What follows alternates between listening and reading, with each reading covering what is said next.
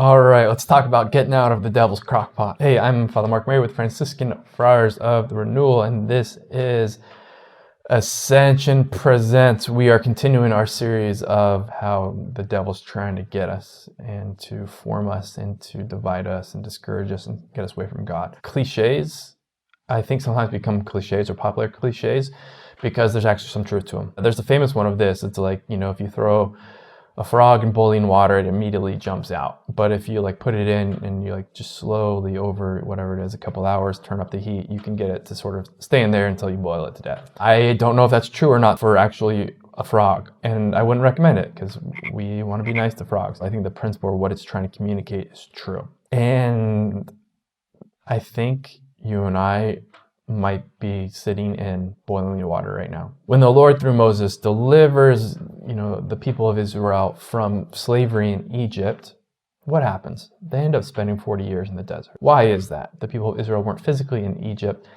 Egypt was in their heart and in their mind. And so God needed to take this on this prolonged journey to root it out.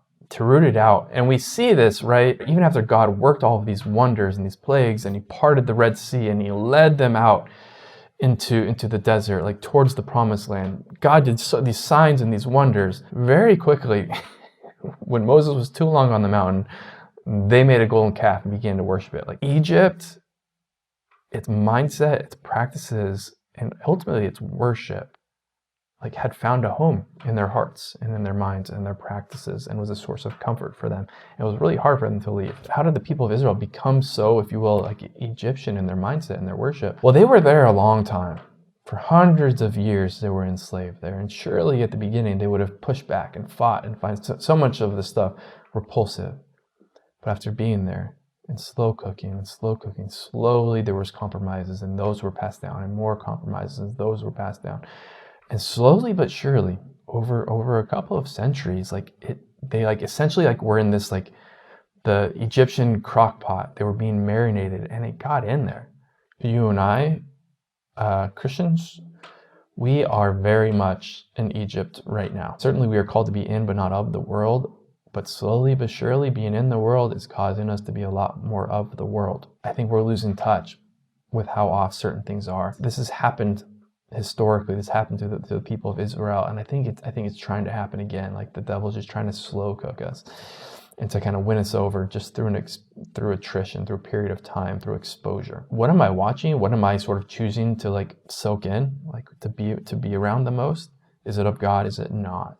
Who's in control of it? For example, I think a couple of things just to look at is a lot of sexual sin and where we're at with that, and how kind of okay we are with that, and just kind of being around it. How common it is for there to be super inappropriate scenes in movies or shows, whatever, but the pious Catholic people are all watching it. Even if it's not an explicit sex scene, how often is the culmination of the love story being they're they finally get each other, they're finally able to have their love, and so the expression of it is the first thing they do is some really inappropriate, lustful thing. Even if it's not sex all the way, it's dude, that is just not the sign of love, but it's forming people. Pious Catholic couples, Catholics from good family, young couples who are together for a long time, they're pretty consistently, more often than not, going to fall into serious sin together. And I don't think that's always been the case. I don't think that always has to be the case. But there's just what we think is appropriate behavior and signs of affection just aren't. We're way over here. And we don't know that we're way over here. Where God and his plan and where he wants us to be is way over here. So there's got to be some space for particularly couples of rethinking boundaries and rethinking what is actually appropriate physical contact with your boyfriend or girlfriend, because we are just off. The second big thing to look at is just what's going on with the access to the smartphone and the internet and all the nonsense that's on there, but especially just pornography. It's just it's so widespread. The idea of not having a smartphone if you're 20 or something like that, it's unheard of. That is a victory of Satan. That is Egypt in your hand.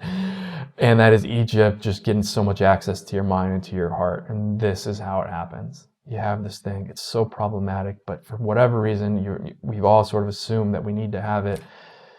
As time, if we've gotten in the fabric, this is how the whole thing, this is how you end up having God deliver you from Egypt and parting the Red Sea and 2 weeks, you're making a golden calf. What's forming my mind? What am I giving access to my heart? Is the measure of my life Jesus Christ? Is the measure of my life what I'm seeing on TV? And the measure of my life is probably actually going to, like, what's going to actually probably take root is what I'm giving my heart and my mind and my time to. So if you're giving a lot of your time and heart to like secular entertainment, which is not from the Lord necessarily, that's going to probably end up having the victory in your life.